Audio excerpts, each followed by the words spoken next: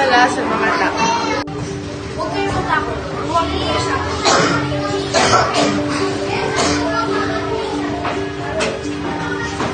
Lahat ay humanga sa kanyang kapangyarihan at kabutihan.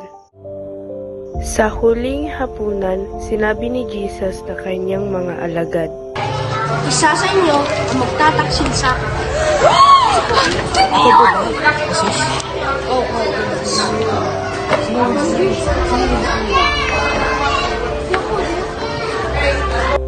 Pagkatapos ay nagdasal sila at nagbahagi ng tinapay at alak bilang tanda ng pagmamahalan. Sa hardin ng Getsemani, nagdasal si Jesus ng mabigat ang kanyang puso. Ama, ilayo niyo ang sakit na to. Ngunit hindi ito ang kalooban ninyo. Hinahanap namin si Jesus. Ako ang hinahanap niyo. Dinakip si Jesus at dinala kay Pilate. Ari ka ba ng mga Hudyo? Oo, ako ang mahahari ng mga Hudyo. Pinatawan ng parusa si Jesus. Pinako siya sa krus sa Golgota.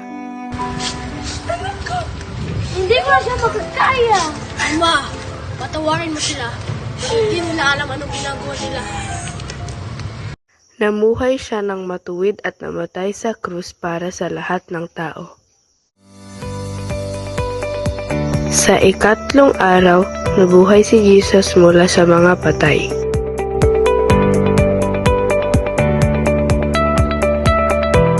Siya! Buhay si Jesus! Mga anak ko, babalik na ako sa langit. Magpuri kayo ng magandang balita at ipapadala ko ang Holy Spirit para gabayan kayo at protektahan kayo. At mula noon, ang kabutihan at pagmamahal ni Jesus ay ipinagdiriwang ng lahat sa buong mundo.